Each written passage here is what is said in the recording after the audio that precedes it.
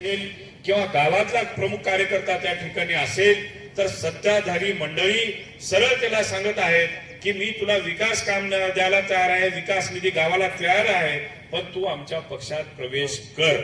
हे दबावाचं राजकारण सध्या आपल्या जिल्ह्यामध्ये चालू आहे. आणि या दबावापोटी बरेच जणांनी विचार करतात की बाबा आपल्या गावाचा विकास आपल्याला करायचा आहे. निधी तर आपल्याला आता काँग्रेस पक्ष सत्तेवर नाही, काँग्रेस पक्ष सत्तेवर नसल्यामुळे आपण निधी कुठून मिळवायचा.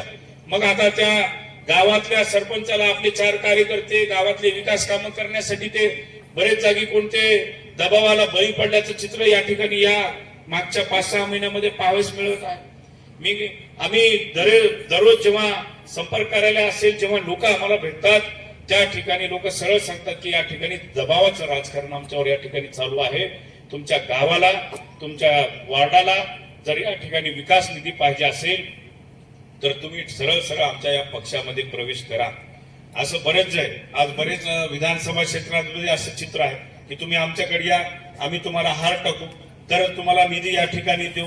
मग अशा परिस्थितीत आपले काँग्रेसचे कार्यकर्ते काँग्रेसचा गड टिकून त्या ठिकाणी ठेवले, म्हणजे त्यांची तारेवरची कसरत आहे. त्या ठिकाणी आम्ही समजू शकतो किंवा या अडचणीच्या काळात आपण जी काँग्रेसचे कार्यकर्ते ते गड काँग्रेस या ठिकाणी आपल्या गावामध्ये, आपल्या गणामध्ये, आपल्या सर्कलमध्ये जिवंत राहिली पाहिजे, ह्याच्यासाठी जी आज या ठिकाणी काँग्रेसची कार्यकर्ते मंडळी प्रयत्न करत आहेत.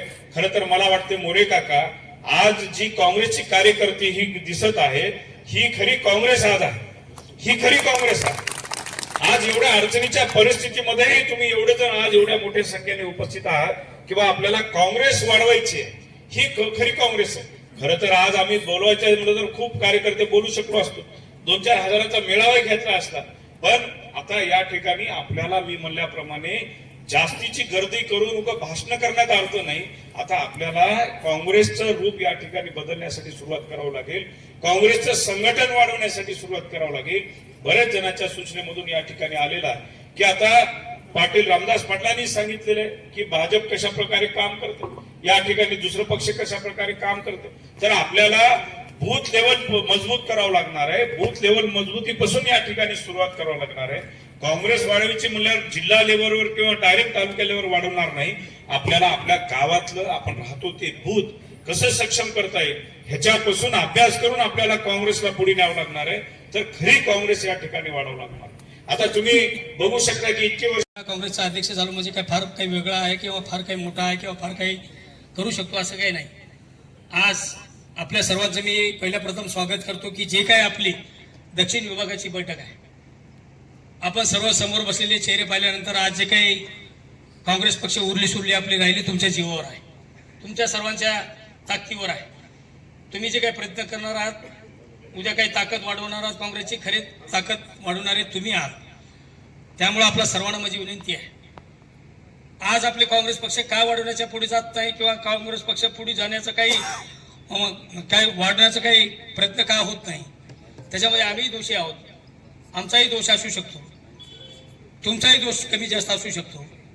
त्यामुळे आपल्याला एक माझी विनंती आहे, आज भाजपची परिस्थिती बघत असताना आपल्याला हे बघा स्पर्धा आहे. हे काय आज काँग्रेस पक्ष म्हणजे काय, आज काय काँग्रेस पक्ष आज आपल्यामुळेच आहे काँग्रेस पक्ष असं नाही. 100-125 वर्ष पक्षाचं काँग्रेस पक्ष आहे. अजून काँग्रेस पक्षाला आपल्याला उभारी द्यायचं असेल तर आपल्याला काही गोष्टी कराव्या लागतील.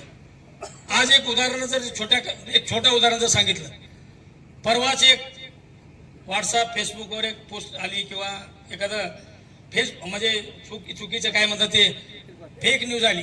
काय आली की आपले खासदार भाजपमध्ये जाणार आहे. जाऊ शकतात काय? जाऊ देता का आपण?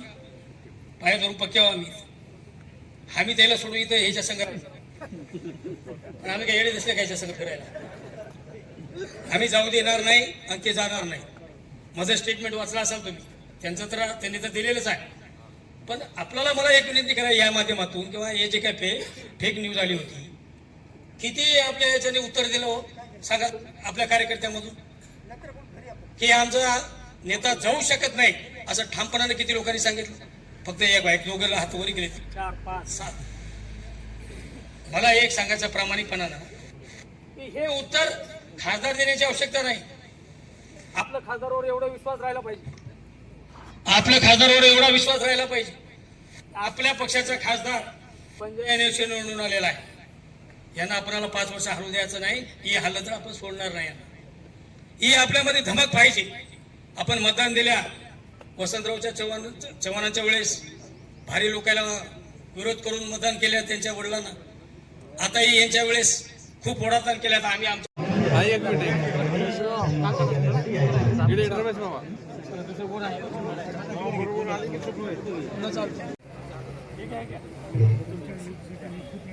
यानंतर सन्माननीय डॉक्टर मधुकरराव गोपीनाथरावजी राठोड सरचिटणीस म्हणून या ठिकाणी नियुक्ती करण्यात आली आहे. माधव भास्कररावजी धर्माधिकारी दरबडा सरचिटणीस म्हणून नियुक्ती केलेली आहे. कृपया आपण सन्मान स्वीकारायचा आहे. बसवेश्वर निळकंठराव मंगाळे